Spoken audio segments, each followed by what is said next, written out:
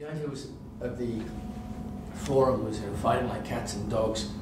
Agencies say the publisher's being unhelpful, the publisher says the agency doesn't understand that we don't make money if we do it, and the client saying, why don't you guys give me coverage? Okay. So how do we, what do we need to do differently, really, so that we're all getting part of the marketing dollars, because that's where we're all trying to get our living from. So that was the background. Okay. So therefore, everything will come in from a corporation via or direct from the public relations agency. Immediately goes into my, well, that's going to be for online. That's news. Okay. And then I look at the business model for online, and you sell CPM, so every story has to attract a certain number of views.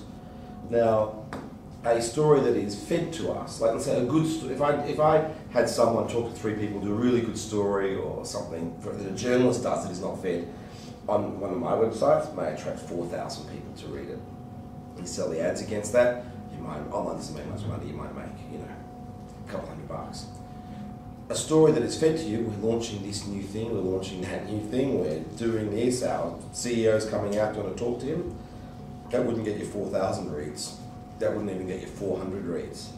It would get you 40 to 80 reads.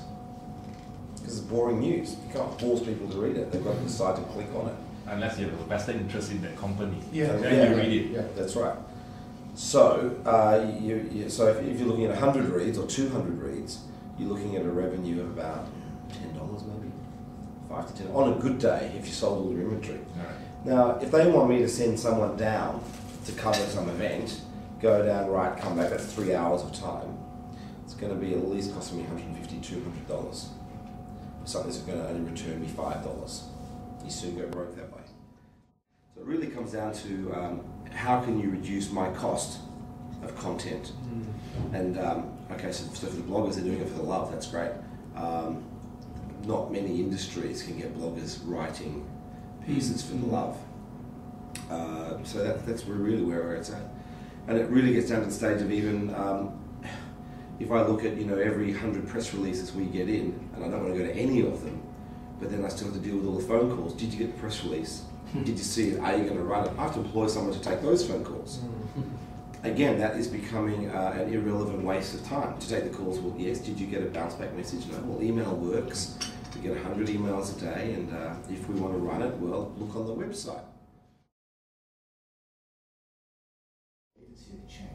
So when 15 years ago I started EASTWEST, we charged about $2,500 to do a press release distribution form. Now it's maybe $1,500.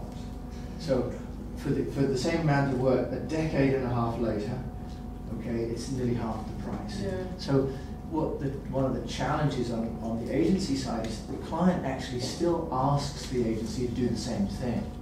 It's not that the agency doesn't struggle. That's why we wanted to have a conversation, because when we talk to clients and say it's not the same anymore, their response is it's because you can't do it. Right? So they'll say in China they say you need to guarantee me coverage, and so what happens is the agencies, although we do not, but many agencies in China just pay the journalists to turn up, because the client still says if you're a PR, I want coverage. And we say, well, actually, you may only need to talk to 30 CIOs to sell your software for banking. And they say, but I want to be in the Straits Times. So 200,000 people in Singapore aren't going to buy banking software. 30 are. So a big challenge for the agency is the economics have changed. Their budget for PR is much less in real terms than it used to be. The client still expects the agency to do the same work as it was doing, because often it's a 40, 50-year-old CEO who says, I just want to be in the Straits Times. And as a result then, when we employ people, there isn't the budget anymore, because the client says, I'll give you 15 hours worth of time. And by the time we put all the material together, briefed it, managed to navigate Tim's email system and get hold of him, it's actually not economical for us. If 5 CIOs, and when I was a software vendor, if 5 CIOs read my posting, it's much more valuable than 10,000 people who actually have no interest or buying cycles starting in the background actually read my posting. Yes, but not to me as the publisher. Not to you, exactly, and this is where we come back to this. So if you can only get 5 views, I will let you write your piece for free and put it on my website. Actually, you know what? If you can only draw 5 people to read your article, I wouldn't even give you space on my That's website. right. But that's Now the challenge though as well as an agency is how do we, when these guys have got this economics, these guys can basically write at will, and the agency historically has been paid either an hourly fee or a project fee to get access to a publisher, and because he had this, he was the guardian of 10,000 copies. Or 100,000 But it's, copies. at the same time, keep in mind, it's called public relation, not publisher relation.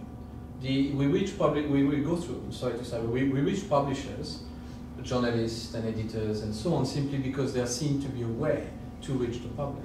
Now what's actually happened, so if you're not going to give me the 5, for example, that I want, and I'm only interested in those 5 CIOs, and I remember the way, the discussion I used to have with other publishers and so on. And I said, well, it's okay, I'm going to put it into SlideShare, and I'll get those 5 CIOs, or I'll put it into YouTube, I'll put it into my own personal blogs, etc. And what I'll do is I'll use other marketing technique to let them know that this is actually being published and so on. So it's again, it's a different work together. PR with a journalist, but also keep in mind it's public relation. It's about the public. I have to reach them no matter what. So the interest of the PR agency, the interest of the as an ex-customer, is that we want to reach the public. If the publishers, for their own economic interest, will not bring me access to them, that's fine. They'll become just one, just like I said that some kind of decision tree. I need to reach the end user, and I'm going to use PR, I'm going to use marketing, I'm going to use sales, I'm going to use blah blah blah. One of them within the PR world will be the publishers, who allows me, because the question, I have to understand what your readers want to read, and if my story is interesting, then we work together. If you don't find it interesting, I need to know very quickly, I'll find another way. Yeah, I think the positive takeout from this is that clients need to understand the media cycle a lot better, and need to understand that they need to tailor interesting messages for different areas of the media cycle. And if they can understand that it's not one size fits all, but be more accommodating to the demands of the media operators, they'll find they'll get better